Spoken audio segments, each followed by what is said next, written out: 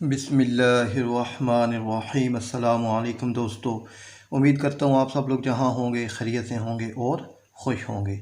और आज जो मैं आपके लिए टॉपिक लेकर आया हूँ वो है कि how we can calculate determinant of the matrices using calculator.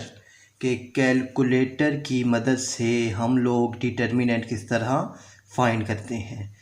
तो अब डिटर्मिनेंट जो फाइंड करने का हमारे पास जो प्रोसीजर होता है पहले उसको डिस्कस करते हैं और फिर जो है कैलकुलेटर उसमें हम लोग इसको सॉल्व करने की कोशिश करेंगे।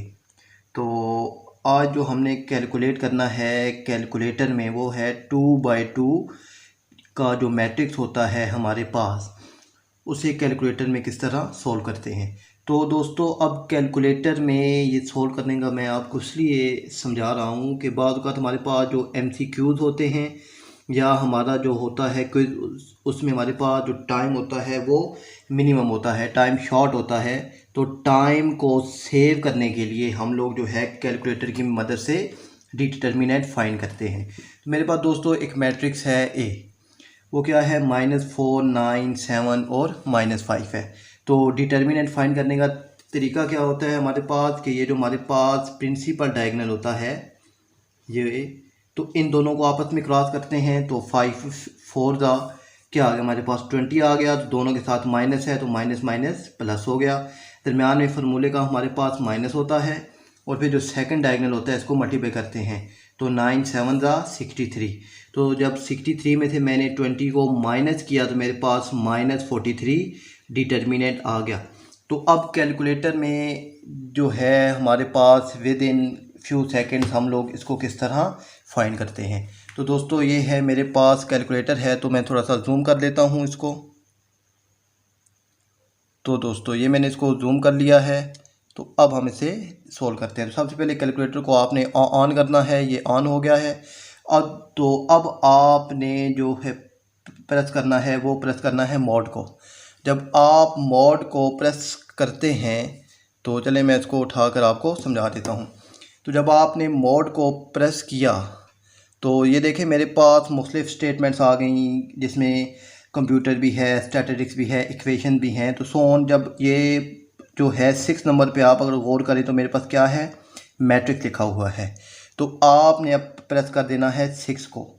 आपने 6 को प्रेस किया तो अब जो अगली विंडो हमारे पास ओपन हुई वो उसमें मेरे पास 3 मैट्रिक्स हैं A, B और C, 3 मैट्रिक्स हैं। तो अब जो है मेरे पास डेटा वो मैट्रिक्स A में अगर मैंने सेव करना है तो मैं प्रेस करूँगा 1 को प्रेस किया। तो अब वो मुझसे पूछ रहा है कि आपके पास जो मैट्रिक्स है उसका ऑर्डर क्या है।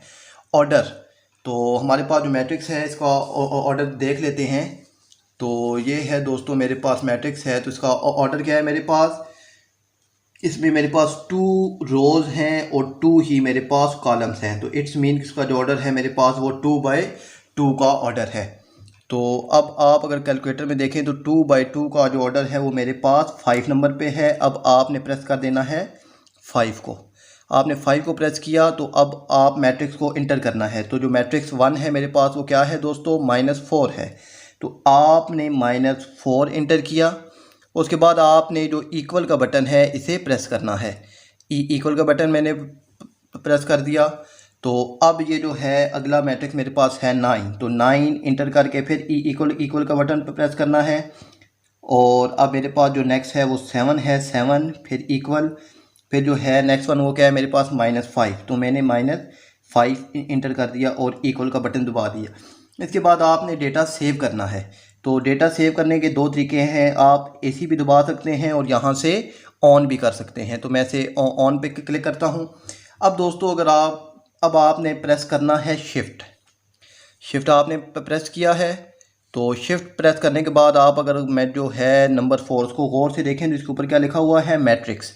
तो आपने अब 4 को प्रेस करना है।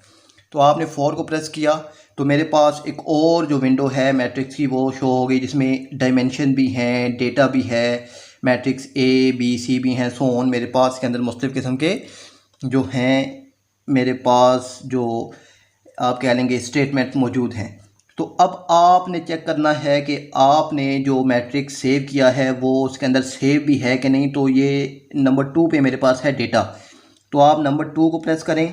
तो अब वो आपसे पूछ रहा है कि आपने कौन से मैट्रिक्स में डेटा सेव किया है। तो 1 में सेव किया है, ए में, तो आप 1 प्रेस करें तो आपके पास डेटा शो हो गया है, यानी आपने जो डेटा एंटर किया है वो अभी तक मौजूद है। इसमें आप ऑन का बटन दबाएं तो फिर आपने शिफ्ट और 4 दोबारा प्रेस करना है, मैट्रिक्स की फॉर्म में आ गए। अब आपने क्या फाइंड करना है, डिटर्मिनेंट, तो वो 7 नंबर पे है, तो अब आपने प्रेस करना है 7। तो ऊपर जो है मेरे पास लिखा हुआ आ गया DET, क्या लिखा हुआ आ गया DET, यानी डिटर्मिनेंट। अब डिटर्मिनेंट आपने फाइंड करना है, तो आप वापस शिफ्ट और 4 को प्रेस करें।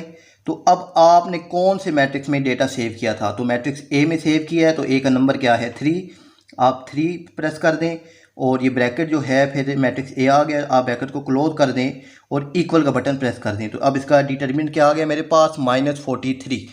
तो अब इस तरीके से जब हमने फाइंड किया था तो मेरे पास तब भी -43 आया था। तो ये होता है दोस्तों के डिटर्मिनेंट हम लोग किस तरह फाइंड करते हैं। तो मिलते हैं नेक्स्ट वीडियो में, तब तक के लिए अल्लाह हाफिज़।